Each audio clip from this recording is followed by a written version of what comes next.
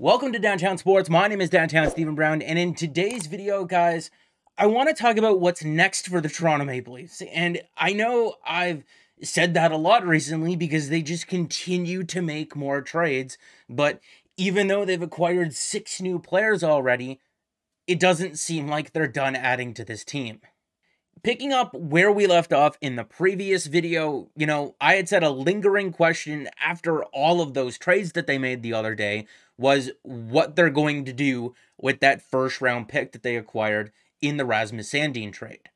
Because right now, the Maple Leafs are currently using John Tavares on the wing with Ryan O'Reilly and William Nylander. But if the Maple Leafs ever wanted to use all 3 of Austin Matthews, John Tavares, and Ryan O'Reilly down the middle of their lineup, if you're looking at the left wing depth here, it still is quite weak, which is why I think if the Maple Leafs were to go out and make another trade, if they were to use that first round pick or include it in a trade, I think it's going to be for a winger to play on that left side. And I know I've shown this stat in just about every video that I've done over the last month, but it's the reason why I want them to go out and add some more offense, to go out and add another forward. In 8 potential series clinching playoff games since 2018-2019, the Maple Leafs are 0 for 17 on the power play, and they've lost 5 of those 8 games by just 1 goal. You can't ignore that. Right now, I've inserted a placeholder into the lineup of what the team could look like if they did go out there and acquired another top 6 winger. And in doing so, it creates so much more depth. You have 3 lines that you could actively go to over the course of the game, and you can use Ryan O'Reilly really to draw all of the defensive matchups away from Austin Matthews and John Tavares, and you could just free those guys up to just score as many goals as they possibly can. This is a guy that won a Selke trophy. He's capable of playing in that role and still chipping in offensively to give the Maple Leafs 3 very effective lines. But when looking at some of the more recent rumors, Elliot Friedman had mentioned on the Jeff Merrick Show Wednesday that he wonders if Kyle Dubas maybe looks to move out one of the extra players that he has on his roster, because not everyone may be happy with the amount of ice time that they're going to be getting over the next while.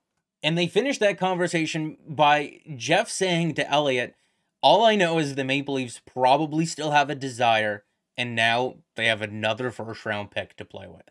The Maple Leafs acquired Erik Gustafsson in the trade for Rasmus Sandin, a guy that was playing up over 20 minutes a night for the Capitals, and he's having a bit of a resurgence to his career this year with 38 points in 61 games. I can't imagine that he's too thrilled to have gone from that situation where, he might have gotten a decent next contract in free agency, and now he's the 7th or 8th defenseman on the Maple Leafs, and may not get into the lineup. Really, all you'd be looking for in an Erik Gustafsson trade is cap space, but a similar player, an offensive defenseman in Shane Gostisbehere, got traded yesterday for a 3rd-round pick, so maybe you're able to get a couple of mid or later round picks for him in return. I don't know. But if they were to do something like that, even after Matt Murray returns from his injury, they'd have about $1.7 million in cap space to work with. So I was at work all day yesterday working on basically the NHL trade deadline on That's Hockey for TSN. And I watched the Leafs game afterwards, which was terrible. And then I said to myself at around 11 o'clock, "Oh, why don't you make another video, Steven? This one." And then I procrastinated a little bit. And then by the time I started it, it was about 1 a.m.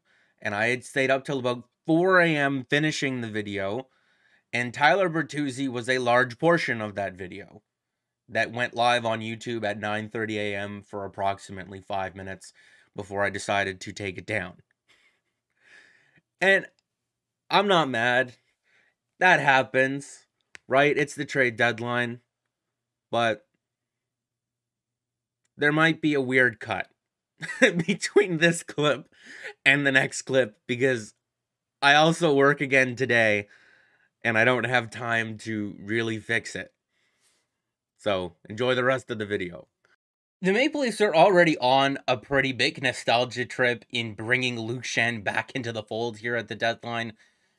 Why not continue that and maybe look at Max Domi as an option? By the end of Friday's deadline, the Maple Leafs could have a Shen, a Domi, and a McCabe on their team. Talk about past meets present. The 28-year-old is on an expiring deal with a $3 million cap hit, and he's put up 49 points in 60 games on a very lonely Chicago Blackhawks team.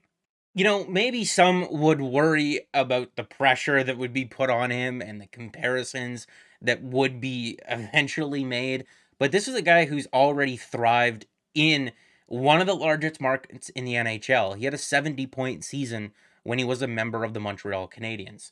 And if you remember that 2015 World Juniors that was in Toronto, that ridiculous team with Connor McDavid on it, Max Domi was a large part of that team, and he absolutely ate up that atmosphere. And after he was acquired by the Hurricanes at last year's deadline, he had 6 points in 14 playoff games, which is something I would definitely take on this Maple Leafs team. You know, this whole picture just looks wrong. You know, Kyle, let them do this in a Leafs jersey. You can't tell me it wouldn't be fun. And I know both of those players are rental players, and maybe you'd want the Maple Leafs to spend the assets that they have at this point on guys who are going to be here for more than just one season. But the reality of the situation is that of the forwards who are available on the market, of the guys who I would actually want, who I think can be difference makers here, those are really the only two guys. If you're acquiring a player with term left on their contract, you're more than likely not getting any salary retention. And if you are, you're probably giving up a boatload, probably more than what that player is worth anyway. And there just isn't really a forward that's available on the market right now that we know of anyway for under $2 million that would move the needle enough to justify making a trade in the first place. I guess it's not impossible to imagine them maybe moving on from a guy like Kerfoot. If they were to do so, they'd have over $5 million to work with. And then at that point, if you wanted to recoup some of the forward depth, you can call up a guy like Bobby McMahon or sign someone like Matthew Nyes. You know, maybe then that opens up options like Pavel Buchnevich from the St. Louis Blues, but he makes $5.8 million for the next 2 years after this one.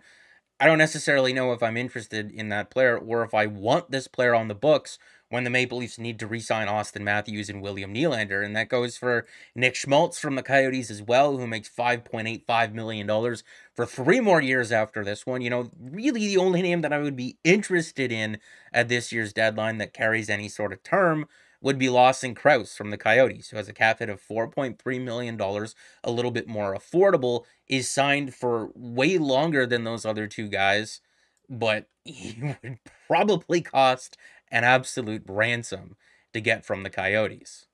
A big, strong scoring winger that throws devastating hits, really one of a handful of power forwards left in the NHL at this point, signed at a very affordable number for the next 5 seasons, and he's got 19 goals and 30-something points this year on an absolutely terrible team. At 25 years old, with 4 more years left on his deal at a very affordable number, this is the type of player that I wouldn't mind having on the books, even when you still had to re-sign Austin Matthews and William Nylander. I think there's a lot of value that you can get from this player, but that's also why he would probably cost a ton.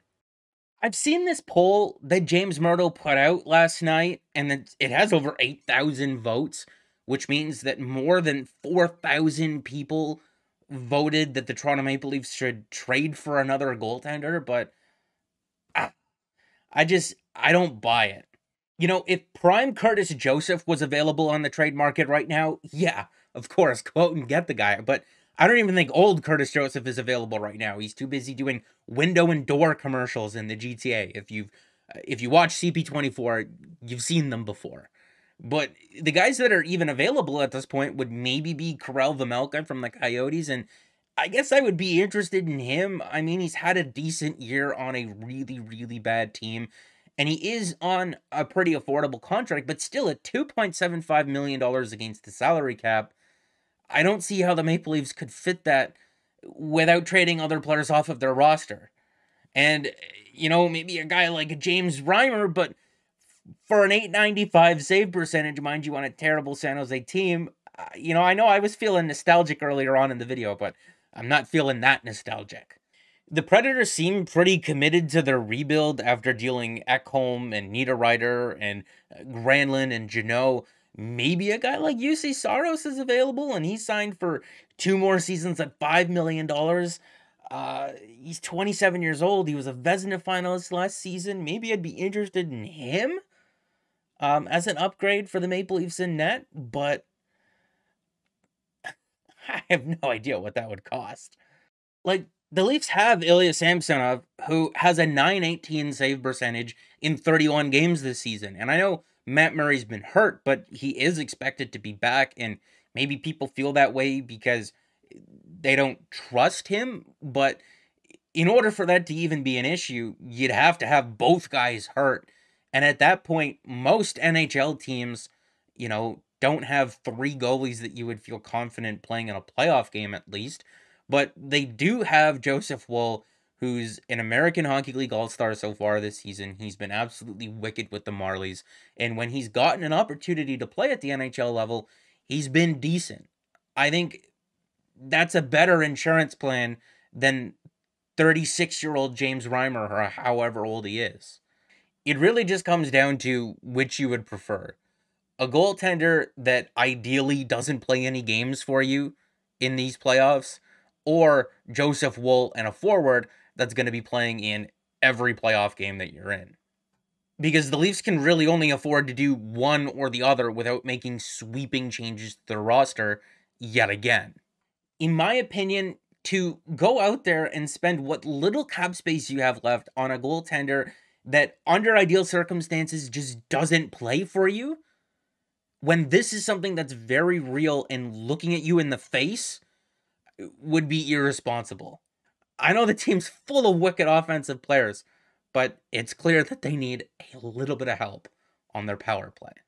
If you're just looking for a bit of a power play specialist, and again, you want to continue to go down nostalgia road, maybe a guy like JVR could be an option. Luke Schenn and JVR on the same team would be a bit weird, but the guy's 33 and he can still stand in front of the net and tip pucks.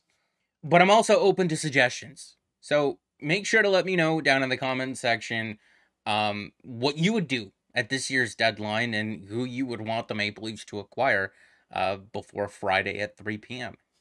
So that's going to be it for the video, guys. Make sure to like the video if you did like it and subscribe for more because more is always on the way. And I hope this video isn't too out of date too soon by the time you're watching it.